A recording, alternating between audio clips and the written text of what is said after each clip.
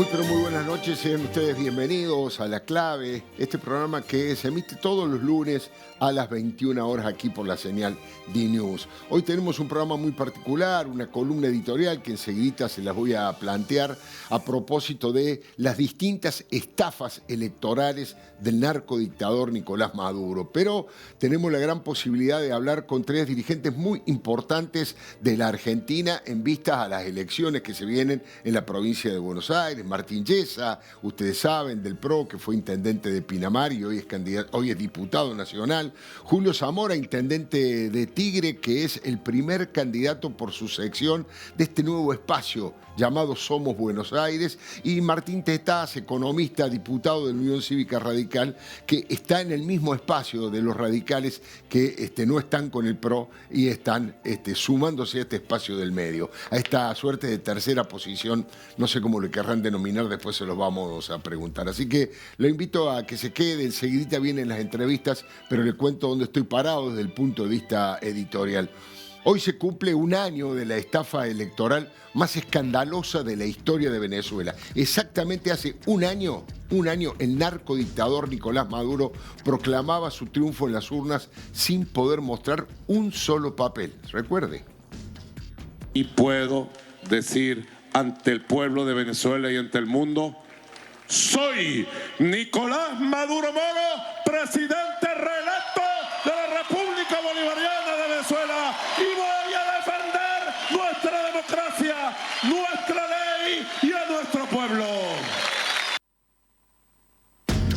El conteo de la oposición con las actas en la mano confirmó que había ganado por paliza su candidato, Edmundo González Urrutia. Hubo protestas callejeras, masivas, hubo quejas de los países democráticos, pero el régimen no se movió un milímetro de sus torturas, detenciones y persecución a todo el que se atreviera a cuestionar la mínima cosa. Esto era la respuesta de la oposición.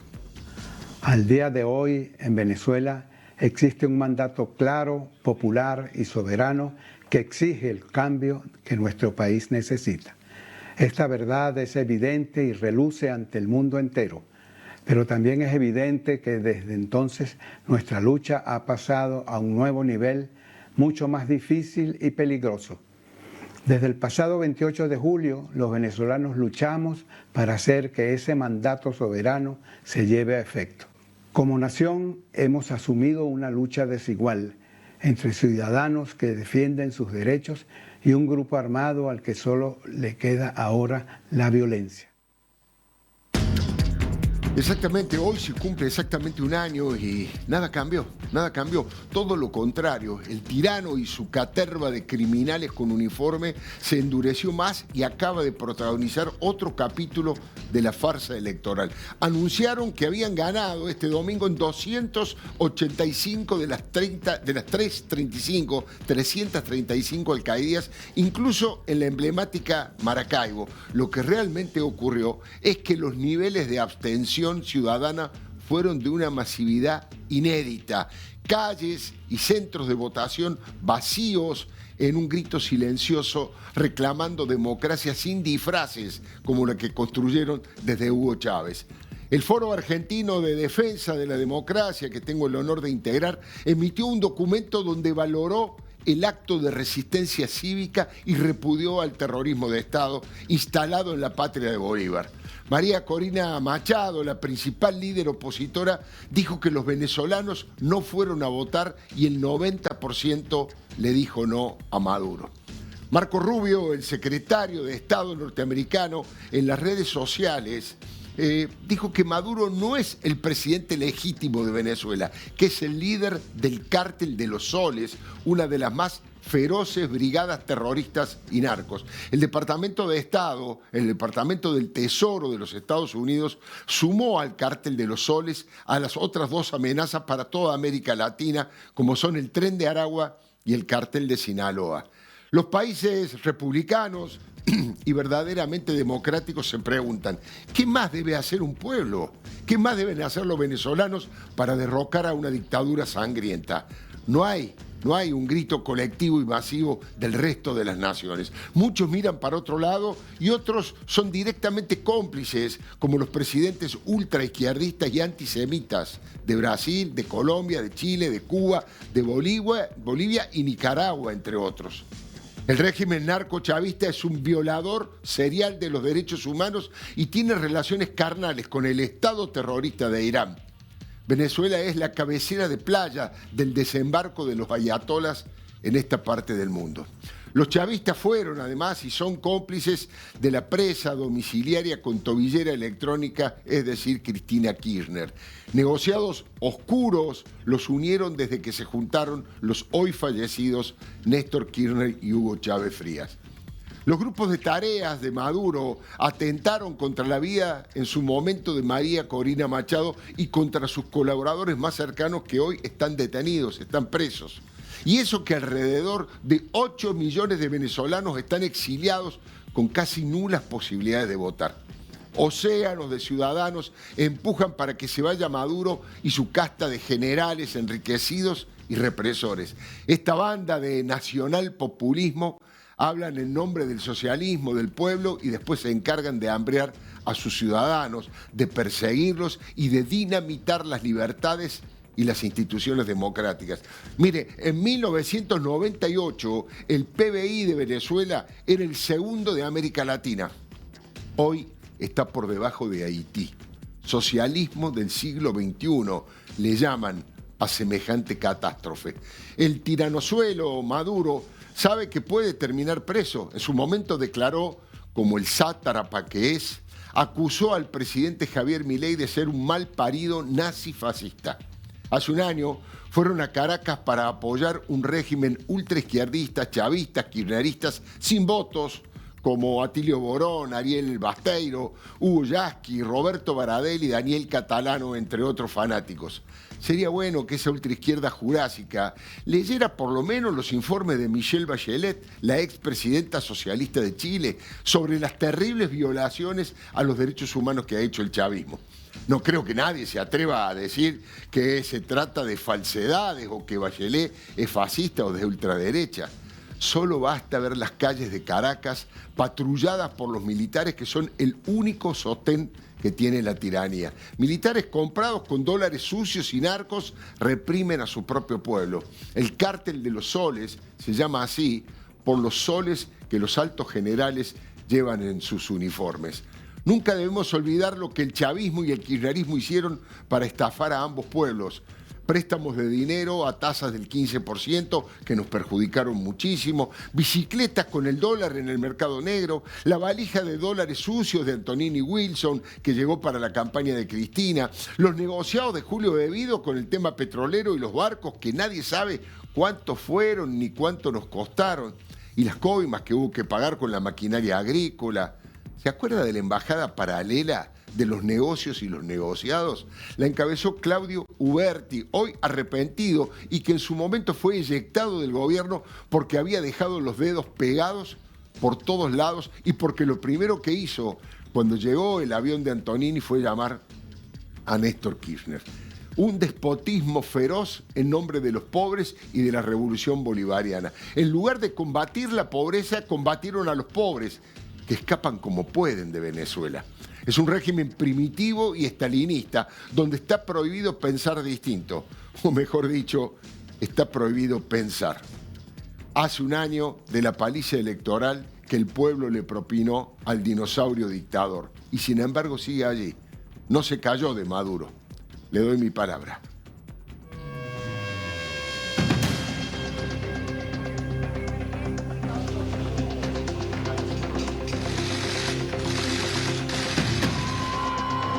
Primero, Nicolás Maduro Moro, del Gran Polo Patriótico, obtuvo 5.150.092 votos, con un 51.20%.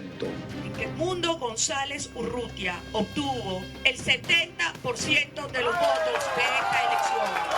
Nicolás Maduro el 30% de los votos. Esta es la verdad.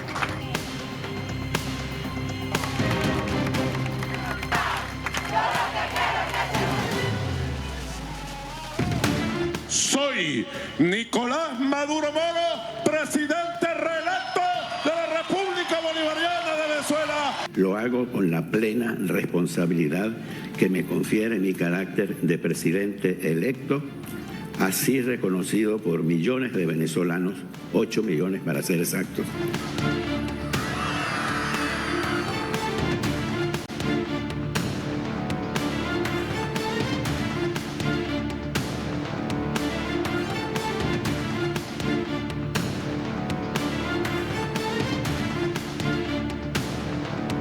Nuestra lucha continúa y no descansaremos hasta que la voluntad del pueblo de Venezuela sea respetada.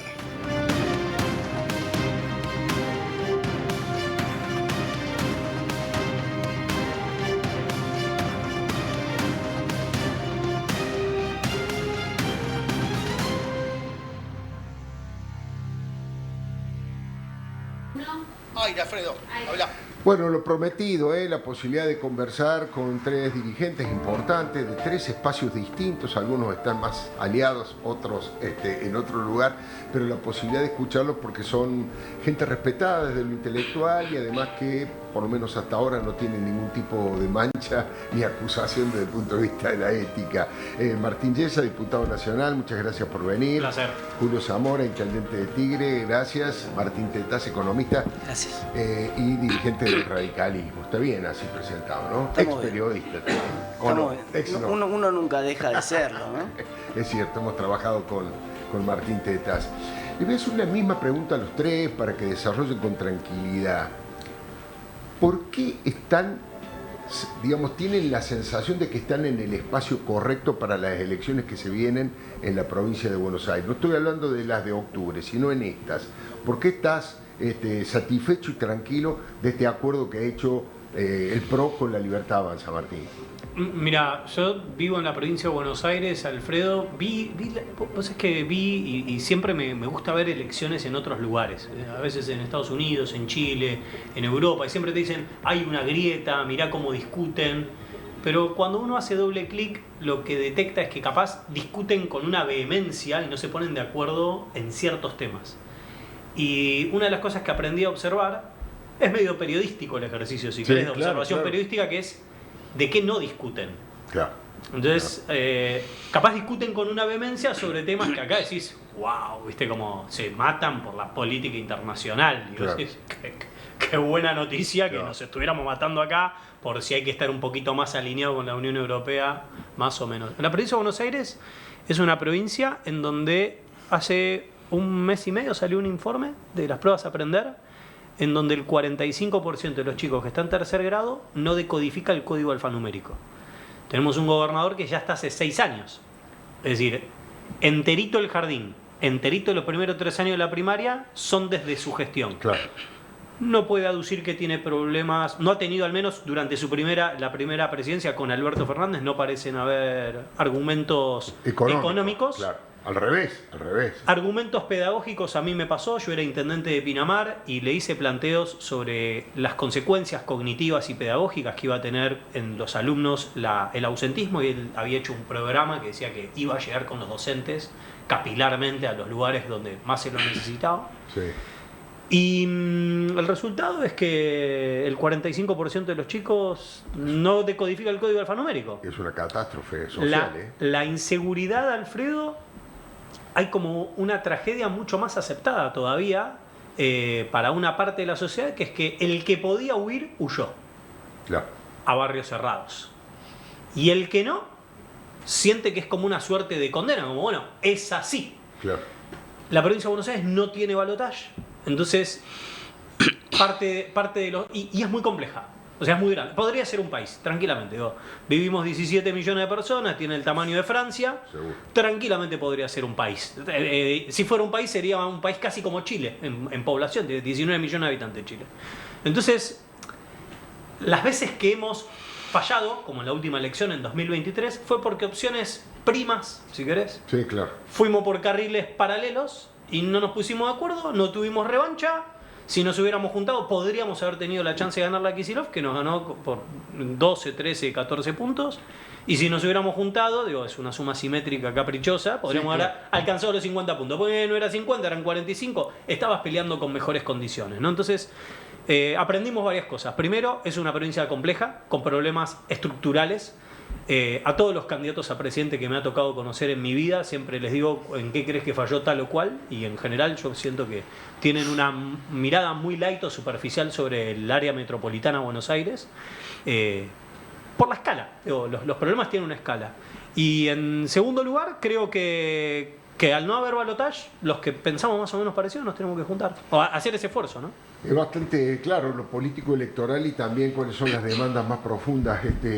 Julio Zamora, el caso suyo, usted ha dado un paso muy importante respecto de sus anteriores alineamientos y ahora cuéntenos cómo toma la decisión, la verdad que qué motivos. Estoy muy contento de participar en esta nueva propuesta política para la provincia de Buenos Aires, que somos la confluencia de las mejores tradiciones de la política argentina, ¿no? Un grupo de más de 25 intendentes provenientes del radicalismo, intendentes que abrevaron en el PRO, vecinalistas, yo como de alguna manera representando a un sector del peronismo, nos constituimos en este espacio que intenta de alguna manera ir más allá de lo que expresan estos dos sectores que se disputan de ambos lados de la grieta, como comúnmente se puede decir, que expresan una sola cosa que tienen en común, que es la desmesura, es la agresión verbal,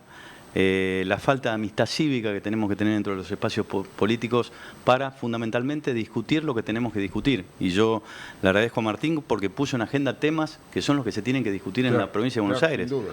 La seguridad ciudadana, si tenemos que tener un modelo de seguridad democrático, como creo que podemos tener, el discurso de mano dura tan simple que se expresa en algunos dirigentes, creo que se debe repensar y lo debemos discutir en la agenda ciudadana, ¿no? Nosotros en el municipio de Tigre le queremos contar a todos los vecinos de la provincia de Buenos Aires cómo a través de estos 12 años que soy intendente construimos un modelo asequible, aceptado por la población, con índices que nos marcan que en materia del delito medible, que es el robo de automotores, estamos en 7 a 10 autos robados por mes.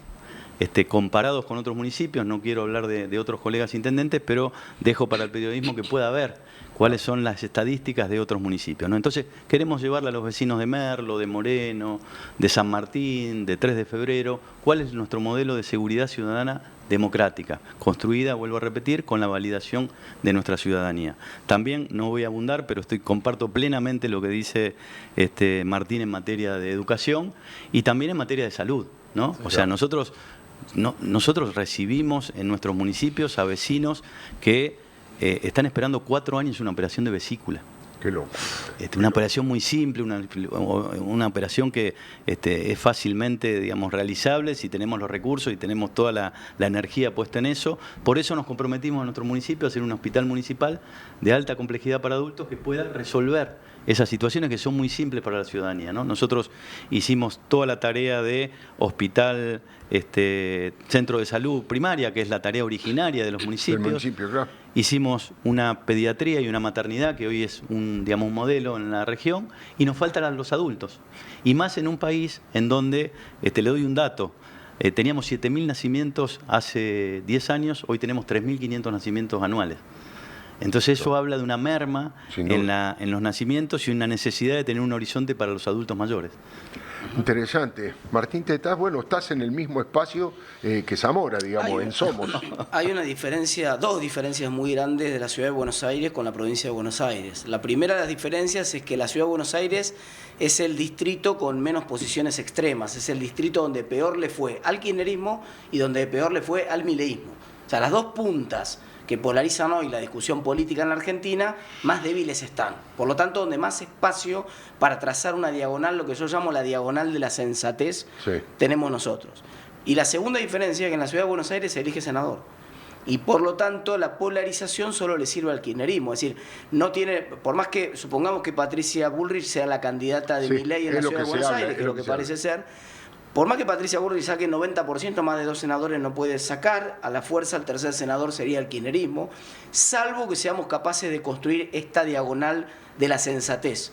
que agrupe a los que pensamos que hay cosas que el gobierno está haciendo que están bien, que las tiene que hacer todo, que es un debate que se saldó en América Latina y que tiene que ver con lo que yo llamo el consenso de la estabilidad macroeconómica. Esto que te pasa en Chile, que gobierna a la izquierda, pero no voltea el equilibrio fiscal, o ahora gana la izquierda en Uruguay, pasa lo mismo, antes gobernaba la derecha y no se toca el equilibrio fiscal, no salta el dólar, no se mueve la inflación. Ese consenso macroeconómico necesitamos conseguirlo, pero al mismo tiempo tenemos el enorme desafío de quitarle al kirchnerismo el senador en la Ciudad de Buenos Aires. Yo creo que si nosotros construimos una opción alternativa, atractiva para la ciudadanía, o sea, la demanda no tengo dudas que está ahí, sí. No tengo dudas que la Ciudad de Buenos Aires es el distrito donde más, cuantitativamente más grande es esa demanda, y nosotros tenemos el desafío enorme de construir la oferta. Estaba pensando, Martín, esto es lo que has planteado en la ciudad, que es tu lugar de, digamos, de militancia de la ciudad de Buenos Aires. Los componentes de eso que vos llamás la alianza de la sensatez, o tercera posición, se podría llamar, o no sé, calle del medio, no sé cómo le quieran llamar, incluye a los mismos integrantes partidarios que en la provincia de Buenos Aires. También hay radicales, hay algún peronista desencantado o no kirchnerista, hay alguien del PRO, o todavía eso no se ha terminado de construir. Yo entiendo que tienen que estar todos los que no están en una posición extrema. Argentina hoy no es una posición política en términos de tal vez radicalismo, peronismo, como siempre se planteó la historia política en Argentina. Es una discusión de extremos, que además se han ido cada vez más hacia el extremo. Te lo voy a decir todavía más clara, Alfredo. Si vos crees que Cristina no afanó, no te estamos hablando de vos. Claro, claro. Si vos crees que está bien que el ajuste lo paguen los jubilados, y si vos crees que está bien que un médico del Garraham gane 900.000 pesos, tampoco te estamos hablando a vos. Ya. En esos dos extremos vos tenés claro a quién vas a votar. No estamos discutiendo ese voto. Le estamos hablando a la enorme cantidad de gente, la mayoría de la población de la Ciudad de Buenos Aires, que está cansado de esos dos extremos y que quiere sensatez, que quiere equilibrio, que entiende que los jubilados no pueden estar pagando el ajuste, que sí que es verdad que hay que cuidar la estabilidad macroeconómica, pero que hay otros privilegiados, como por ejemplo los que ensamblan celulares en Tierra del Fuego y otros sectores de privilegios en Argentina, que son los que tienen que pagar el ajuste, no los jubilados, no los médicos del Garraham, no la educación. Entonces, si nosotros construimos con ese criterio, va a estar muy claro. Nunca estuvo tan claro una elección en la Ciudad de Buenos Aires. Insisto, a vos sos de los que discuten si Cristina tiene que estar presa o no tiene que estar presa, no nos vote a nosotros. No es para vos que estamos construyendo. No es un esto público. Si vos pensás que está perfecto lo que está haciendo Milei, no estamos construyendo para vos. Estamos construyendo para los que trazan la diagonal del medio.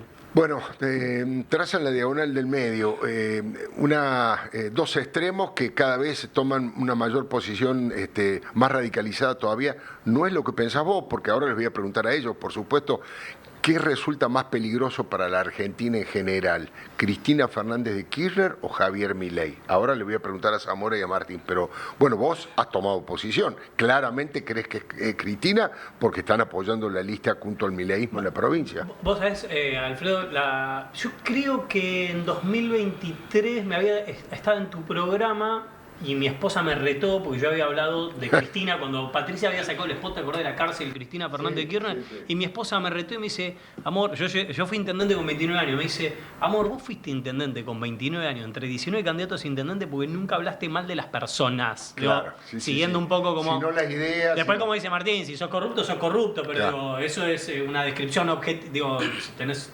48 sentencias... Pero no la cosa, ¿no? Entonces yo no tengo tanto una cosa con las personas como con las ideas y lo que por lejos creo es que las peores ideas son las del kirchnerismo, digo, son las ideas que nos trajeron. Después me decís todas, no, bueno, por supuesto, que a la gente le vaya bien y sea feliz, por supuesto vamos a estar todos de acuerdo en eso. Claro. Pero que la emisión monetaria no genere inflación, es lo que dice Martín, digo, el equilibrio fiscal, hay cosas que se manosearon y ahí puntualizo, para mí las peores ideas no son de Cristina, son de Kicillof. Claro. O sea, las peores ideas de Alberto Fernández son ideas de Kicillof. Que podés estatizar a los tumbos, ahí tenemos un quilombo con YPF, claro, por una estatización en donde el ministro de Economía de la Nación Argentina fue al Congreso y dijo vamos a estatizar violando el estatuto. Claro. Un delirio. A ver, ¿cómo puede repetir No haré más preguntas, señor juez. No, yo perdón, además esta cosa argentina, nos reímos para no llorar. Claro. El tipo es gobernador de 17 millones de personas. Entonces, que la emisión monetaria no genere inflación. Entonces, digo, y el déficit, digo, como el déficit como forma de gobernar, que vos necesitas calidad, está bien, pero después tenés calidad de gasto público. Y esto es muy personal. Yo siempre fui de la idea, incluso si tengo que hacer hoy autocrítica, pienso en cuando fui intendente, hay cosas que hoy, con el diario El Lunes, repienso y digo, ¿por qué es que un político en Argentina al final del camino no puede hacer lo que prometió en campaña que iba a hacer? Si yo te tuviera que decir las cosas que no pude cumplir, es porque en general me encontré con una burocracia que no me lo permitió. Un poder no democrático, claro, un poder que se resiste. Lo que Milei llama la casta. Te doy mi palabra de honor y de caballero, Alfredo, que soy un tipo súper amable y amoroso, y no me funcionó. Claro. No me funcionó la de confiar, me leí todos los libros de management, que el método Google, el licenciado en recursos humanos que hizo todo el modelo de Silicon Valley de recursos humanos, no me funcionó. La verdad que no me funcionó. Digo, longitudinalmente eran truquitos que me funcionaban de a ratitos. En el tiempo terminó mal. ¿Y por qué te digo esto? Porque creo que Milei nos llevó a una discusión para un lado de la cancha para llevar la discusión al centro. Martín recién hablaba de Chile. Milei, con todo el ajuste que está haciendo, bajó la participación del Estado en el PBI en Argentina del 42 al 32%. ¿Sabes en cuánto está en Chile? No. Con el comunista de Boric. No. Entre 26 y 27%. Impresionante, ¿eh? Entonces, digo, no es solamente... Es decir, todavía la Argentina, para acercarse al mejor modelo macroeconómico de la región, tiene un trecho. Después habrá que discutir. Con Julio hemos compartido discusiones del mismo lugar, en algunos casos, en ciertos grupos, sí, en donde, es lo mismo un municipio se hace cargo de la salud que no se hace cargo de la salud. La provincia tiene que cobrar por esto. No tengo problema. ¿Se ocupa? Claro. Entonces claro. Que no la cobre. ¿Quién se hace cargo de la seguridad? ¿Julio o el gobernador? ¿O el presidente? ¿Puede haber ministro de Seguridad de la Nación, de la provincia y Secretaría de Seguridad? Cuando te roban, ¿quién se hace cargo? ¿En una investigación narco quién entra? Entonces... Digo, hay muchas cosas que tenemos que discutir y me parece que Milei le hizo bien al sistema porque llevó la pelota a la mitad de la cancha. O sea, con una postura, si querés, extrema en lo discursivo, logró equilibrar la conversación democrática en la Argentina. Que es que estamos conversando de cosas de lo más normal sin sentirnos unos sucios que queremos andar arruinándole la vida a la gente. Que vos con mucha amabilidad no lograste, que vos intentaste y que con amabilidad no lograste. Y sería incapaz de hacerlo, porque decís, bueno, yo sé que lo está logrando y me encantaría hacer así, pero no, y la verdad que reconozco que logró un resultado, y soy bilardista. Soy bilardista. Y al final evalúas el resultado y decís, bueno, hizo esto, alcanzó este resultado, bueno, siempre todo es mejorable, pero sí, se alcanzó un resultado. Julio Zamora, bueno, es la pregunta con ustedes distinta. Básicamente, entre Cristina y Milei, obviamente que tampoco es porque hablo de las personas, representan, son los que encarnan una idea, encarnan una forma de gobierno. ¿Usted se siente más cerca de uno de los dos lados? ¿Cree que son igualmente peligrosos? No, a ver, en cuanto a peligro, digamos, primero voy a caracterizar, o un intento de caracterizar al kirchnerismo en esta etapa, ¿no? Sí. Yo creo que esta etapa del kirchnerismo es la consumación de un proyecto político que no pudo renovarse, no pudo resignificarse para darle un proyecto, un horizonte futuro a la ciudadanía. O sea, creo que esa bomba, en forma metafórica, ¿no?, que explotó en el 2023, primero hizo eclosionar a los dos partidos políticos más importantes de la Argentina, el PRO y el kirchnerismo en su versión el peronismo así que, digamos, esa es una etapa consumada. Yo pienso que lo más riesgoso es quien gobierna, ¿no? O sea, la expresión de Milei es la expresión del neoliberalismo en su versión más extrema y que tiene una mirada de absolutización de la mirada macroeconómica, sin ver el impacto que producen las personas. Por eso, claro, ¿cuál es la consecuencia de esa mirada exclusivamente económica? Bueno, son, como decía Martín, los médicos del Garrahan, los jubilados. Hoy estuve en Vicente López charlando con jubilados, en donde lo que plantean es, bueno, me ayuda a mi hijo a llegar a fin de mes, cosa que no es nueva, ¿no? Porque no es nueva, pero realmente implica un impacto en la vida de las personas de las políticas económicas, que no son neutrales. O sea, cuando uno, digamos, nosotros como intendentes, cuando resolvemos todos los días una situación, estamos priorizando.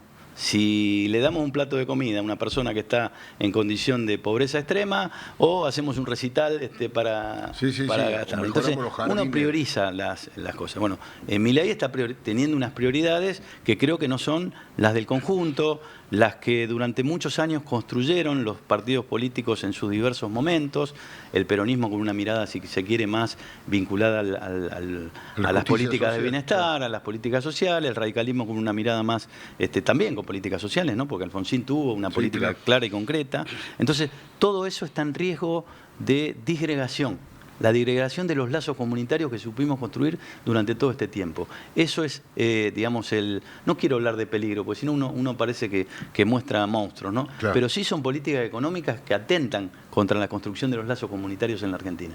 Interesantísimo, lo puedo resumir, corríjame si me equivoco, pero él dice que más responsable de los problemas es el que gobierna, o sea, pone en cabeza del presidente Javier Milei.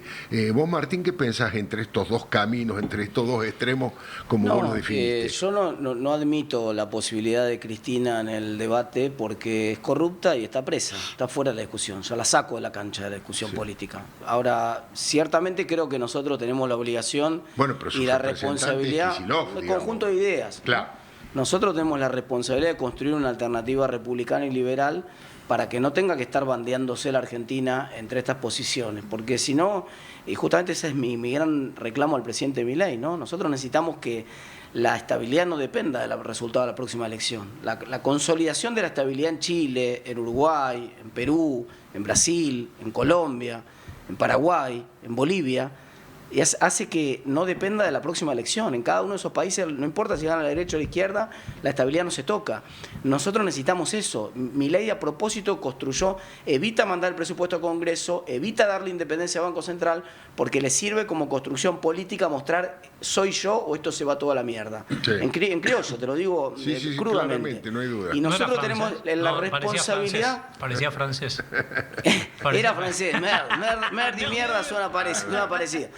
Ahora nosotros tenemos la responsabilidad de mostrar que hay una alternativa, que si no es Milei, porque Milei no va a ganar todas las elecciones de acá hasta el fin de los tiempos, y por lo tanto la Argentina no puede depender de que Milei gane o no gane. La estabilidad tiene que depender de que la alternativa sea democrática, republicana y liberal, y ese es el desafío que vamos a construir ahora en la Ciudad de Buenos Aires. ¿Me disculpas? ¿Intendente Zamora? Sí, un poco... plantear el debate en la agenda pública de lo que debe ser yo no sé si llamarla avenida del medio, sino esta superación de este enfrentamiento que viven los argentinos. Nosotros desde el peronismo queremos de alguna manera darle una impronta, digamos, ¿no? La palabra liberal en la Argentina está muy asociada a políticas que de alguna manera van en contra de lo conseguido, de lo logrado por la sociedad en estos años. Entonces, va a haber una lucha por el sentido en el centro. O sea, ¿qué tipo de centro, qué tipo de espacio político va a superar esta etapa y qué contenido le vamos a poner? Con las disculpas, yo creo que esa es una falsa antinomia, porque en realidad hay una confusión histórica en Argentina entre los que se dicen liberales, pero en realidad son conservadores que no quieren pagar impuestos. Es otra cosa.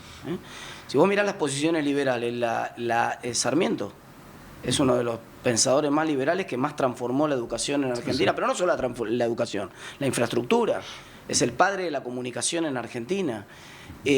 Julio Argentino Roca hizo la ley 1420, que es la ley más importante en educación pública. Los pasos más importantes en educación pública se hicieron con una lógica liberal. ¿Liberal en qué sentido? Liberal en el sentido del respeto por lo que vos te ganás con el esfuerzo de tu trabajo, por el respeto de que vos estudies y no te puedo tratar igual. Si te esforzaste a otro que hace trampa en un examen, como está pasando ahora con los exámenes eso es concreto, de la residencia, es concreto, ¿no? Martín. Por Pero ahí, Martín, la industrialización de la Argentina hizo que emerja una clase social, que fueron los trabajadores, en donde pusieron algo más de la expresión del liberalismo en su mirada tan importante que aportó a la Argentina. Entonces, hay otra etapa en la Argentina donde hubo un aporte importante que le dio políticas de bienestar a un sector importante de la población. Por eso, digamos, hay que ver qué síntesis logramos. Yo francamente no creo en eso, no coincido, no tengo una diferencia grande con eso. Sí. Soy fanático de la historia económica y cuando uno revisa la historia económica, lo que hubo fue una hermenéutica de la abundancia. Es decir, no hubo un cambio de política, hubo una hermenéutica de la abundancia. Argentina tuvo entre el 45 y el 49 los mejores términos de intercambio de su historia y simplemente lo que hizo fue poder pagar entonces mejores salarios reales que después cuando revirtieron los términos de intercambio ya no se pudieron sostener. No tuvo, de hecho el modelo de sustitución de importaciones argentino es un modelo bastante fracasado, nunca logró construir una matriz de industrialización al estilo de la de Brasil o al estilo de algunos países asiáticos. Estamos lejos de ese modelo. Martín Yesa, ¿qué está pensando y qué va a hacer en estos próximos días tan importante Mauricio Macri? Estuve con él hoy a la mañana. Sí. A ver, por un lado, es un expresidente de la nación, ¿no? Entonces, tiene como este doble rol que, por un lado, un expresidente de la nación, que no es poco que podamos tener un expresidente de la nación, digo, siendo parte del debate democrático en la Argentina. No estamos acostumbrados, hace mucho tiempo, digo, desde Alfonsín, que no tenemos un expresidente deambulando con nosotros. Alfredo, ¿hablaste con Mauricio? Sí, hablé con Mauricio. En democracias más consolidadas es una referencia democrática a un expresidente, ¿no? Pero a la vez es el presidente de un partido, que es el nuestro, que está en crisis. Claro. ¿No? Entonces, y está en crisis no desde ayer, sino por un proceso, básicamente, en donde hasta se pone en cuestionamiento una parte de nuestra identidad. En esa crisis de identidad vos tenés gente que quizás tiende a estar más de acuerdo con un lado y otros con el otro, y bueno, hay que hacer esos equilibrios pensando en si vale la pena construir algo al final del camino. En principio, muchos de nosotros tenemos no solamente el sentimiento, sino además la ética y la obligación de que al presidente le vaya bien, digamos. Para mí siempre hay como dos frases que nos hicieron pelota culturalmente. Uno es la condena al éxito de Duhalde. Sí. Estamos condenados al éxito. Yo no conozco a nadie que nazca condenado al éxito. Recién Martín hablaba, lo revolucionario de la ley 1420, que te daban la oportunidad de formarte y después si te pelas el lomo, te puede llegar a ir bien. Pero no existe la condena al éxito, ¿no? Eso uno. Y la otra es peor no podemos estar. ¿No? Entonces, el PRO ni condenado al éxito, ni peor no se puede estar, digamos, siempre se puede estar peor. Sí. Lo mismo aplica a la Argentina. Yo creo que el PRO para un montón de gente representa algo bueno, o representó algo bueno, incluso gente que quizás hoy no nos vota y dice, che, siento que hay gente valiosa, pero que está como medio tildada, que quedaron atrapados en un momento de los últimos años. Y por lo tanto hay dos cosas. Primero, el PRO, la Argentina, ¿no? Entonces, por un lado, el mandato de que la Argentina, en esta, digo, por eso empecé diciendo, no estamos condenados al éxito. Yo creo que, y cerca de lo que decía Martín, digo, no puede depender de un presidente, por eso es importante capitalismo con institucionalidad, digamos, una agenda liberal, ¿no? Que es... Tiene que haber desarrollo económico, pero con instituciones fuertes, digo, con los poderes de la República separados y con un consenso democrático, con una cultura democrática. Eso hoy a Mauricio es una de las cosas que le quita el sueño. O sea, es sí a lo económico, siempre con el doble clic de la microeconomía, de cosas que todo siempre podría funcionar mejor, pero después con una institucionalidad, ¿no? Entonces, es hoy al PRO, digo, alianzas más, alianzas menos. Esa es una agenda estratégica del PRO para los siguientes años, porque es parte de nuestra identidad y es una de las cosas de que por más tensiones internas que tengamos, es de las cosas que queremos sostener hacia el futuro. Alfredo, es parte de nuestra genética. Intendente Zamora, usted tiene una responsabilidad inmensa porque encabeza la lista en la primera sección electoral. Mucha gente habla de la tercera, por supuesto que es importantísima la tercera, el corazón del peronismo históricamente, pero hoy la primera tiene mayor cantidad de votantes y usted que tiene que llevar ahí puesta la camiseta de Somos, es un desafío. Es un desafío grande, estamos muy entusiasmados con este proyecto, digamos que es nuevo en la Argentina, que es nuevo en la provincia de Buenos Aires, fundamentalmente no en la Argentina, sino en la provincia de Buenos Aires, y que de alguna manera nos convoca a muchos espacios políticos. Creo que la lucha por el sentido, recién está esta discusión digamos, un debate, ¿no? Es poder imponerle, digamos, Y es bueno que hables de hermenéutica porque tenemos que ir más allá de la interpretación literal de lo que de la mirada sobre la riqueza en Argentina, ¿no? Y de cómo miramos la riqueza en Argentina. Bueno, nosotros queremos aportar la mirada desde el prisma de los sectores más vulnerables, poder aportarle esa mirada social que necesita un espacio político. Lo económico es importantísimo, las libertades es importantísima, la impronta en la educación que recién planteaba Martín también es parte de la constitución de nuestro ser argentino, pero también la impronta social, porque si perdemos la mirada con impacto en las personas, nosotros no vamos a poder construir una Argentina para todos. Le voy a hacer una pregunta, pero no me la conteste porque tengo que ir a una pequeña pausa. No se hizo nunca en la televisión argentina esto. No, pero digamos, está claro de toda su trayectoria, por lo menos mirándolo como periodista en forma independiente desde afuera, que usted ha tenido duros enfrentamientos con los Massa, con Sergio Massa, con Malena Galmarini el Tigre. No sé cómo ha sido la relación intendente-gobernador con Kicillof, que esa es la pregunta, y cómo ha quedado su relación con Cristina y con la Cámpora. Pero ahora me contesta porque le tengo que decir que en un contexto donde la seguridad es cada vez más importante, contar con tecnología confiable hace la diferencia. Strix te permite monitorear tu auto, tu moto, tu casa o tu negocio desde el celular, estés en donde estés. Rastreo y asistencia en el recupero vehicular, alarma para tu hogar o negocio, notificaciones al instante, todo desde la app. Y también una central de operaciones disponible 24/7. Cambia estrés por Strix.